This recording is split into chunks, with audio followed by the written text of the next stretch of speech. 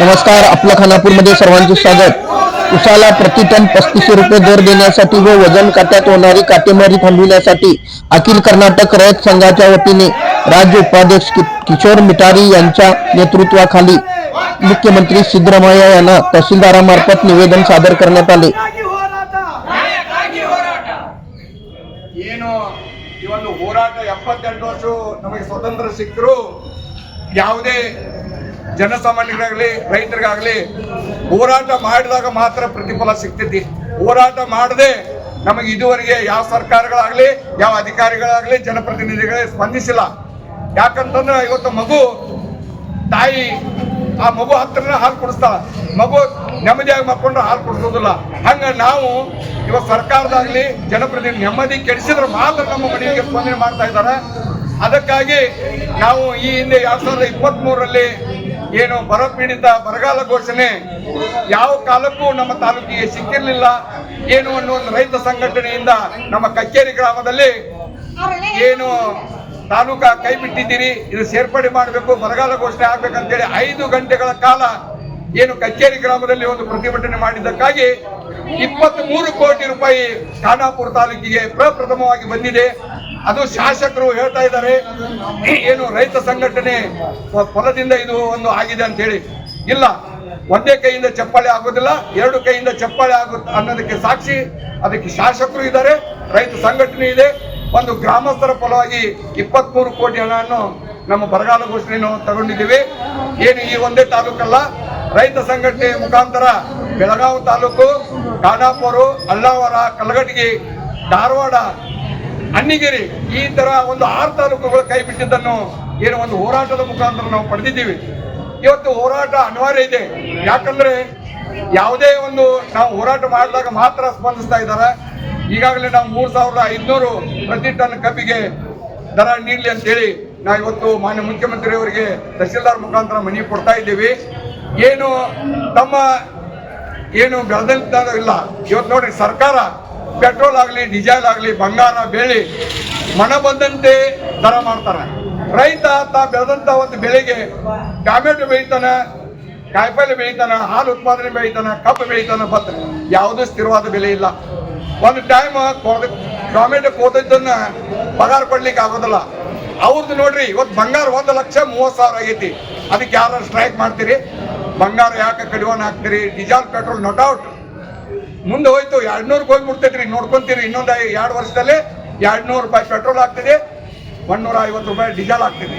ಬಂಗಾರ ಬೆಲೆ ಇಲ್ಲ, ಅಧಿಕಾರಿಗಳು ಜನಪ್ರತಿನಿಧಿಗಳು ತಾವು ಮಾಡಿದಂತ ಬೆಲೆಗೆ ರೈತರು ಕೊಂಡ್ಕೊಳ್ಳುವಂತ ಪರಿಸ್ಥಿತಿ ತಂದು ಒದಗಿಸಿದ್ರಿ। ರೈತರಿಗೆ ಕಷ್ಟಕ್ಕೆ ಏನು ಹಾನಿ ಆಗ್ಬೇಕಂತೇಳಿ ಇವತ್ತು ಮಾನ್ಯ ಮುಖ್ಯಮಂತ್ರಿಯಲ್ಲಿ ಏನು ರಾಜ್ಯಾದ್ಯಂತ ನಮ್ಮ ರೈತ ಬಾಂಧವರು ಸಕ್ಕರೆ ಕಾರ್ಖಾನೆಗಳ ಸಲುವಾಗಿ 3,500 ಪ್ರತಿ ಟನ್ನಿಗೆ ಕೊಡ್ಬೇಕಂತೇಳಿ ಹೋರಾಟ ಮಾಡ್ತಾ ಇದ್ದಾರೆ।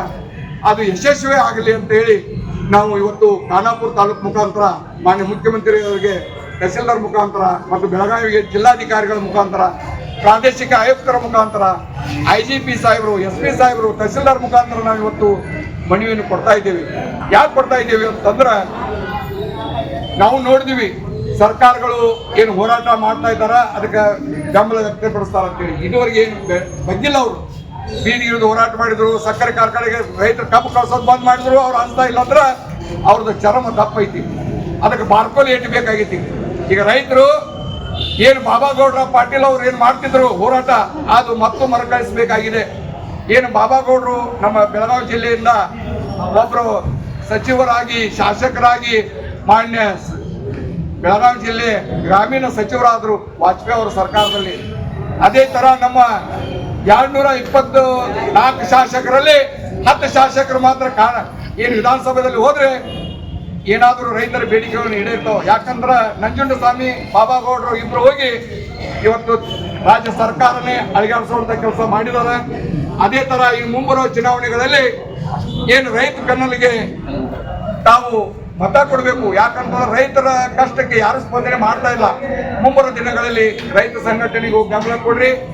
ರೈತ ಇವತ್ತು ನೋಡ್ರಿ ಅಕ್ಕ ತಂಗಿಯರು ತಾಯಿಂದರು ಬೀದಿಗೆ ಇಳಿದು ಹೋರಾಟ ಮಾಡುವಂತ ಪರಿಸ್ಥಿತಿ ತಂದ ಒದಗಿಸಿದ್ದೀವಿ। ರೈತರಿಗೆ ಅದೇ ರೀತಿ ನಮ್ಮ ಈ ಗ್ರಾಮದ ಹಲವಾರು ಸಮಸ್ಯೆಗಳ ಬಗ್ಗೆ ನಾವು ಬರಗಾಲ ಘೋಷಣೆ ಮೊನ್ನೆ ಕೊಟ್ಟಿದ್ದೇವೆ ಮನವಿ. ಅದು ಮಾನ್ಯ ಮುಖ್ಯಮಂತ್ರಿ ಅವರಿಂದ ಬಂದಿದೆ. ಹನಿ ಆಗಬೇಕು, ಮತ್ತೆ ಬರಗಾಲ ಘೋಷಣೆ ತಾವು ಏನಾದರೂ ಮಾಡಿದರೆ ರೈತರಿಗೆ ಪ್ರತಿಫಲ ಸಿಗಬೇಕಂತೆ ಒಂದು ಈ ಮನವಿ ಪತ್ರ ತೋರಿಸ್ತಾ ಇದ್ದೀವಿ. ಅತಿ ಜರೂರು ಅಂತೇಳಿ ತಹಸೀಲ್ದಾರ್ ಅವರು ಖಾನಾಪುರ ತಹಸೀಲ್ದಾರ್ ಕೊಟ್ಟಿದ್ದಾರೆ, ಇದು ಓದಿ. ಇದರಲ್ಲಿ ನಾವು ಹಲವಾರು ಬೇಡಿಕೆಗಳನ್ನು ಇಟ್ಕೊಂಡು ಹಲವಾರು ಬಾರಿ ಹೋರಾಟ ಮಾಡಿದರೂ ಇನ್ನುವರೆಗೆ ಅಧಿಕಾರಿಗಳು ಜನಪ್ರತಿನಿಧಿಗಳು ಸ್ಪಂದಿಸದೇ ಇರುವಂತಹ ಒಂದು ಆದೇಶ ಪತ್ರ ನಿಮ್ಮ ಮುಂದೆ ವಿತರಿಸ್ತಾ ಇದ್ದೇವೆ.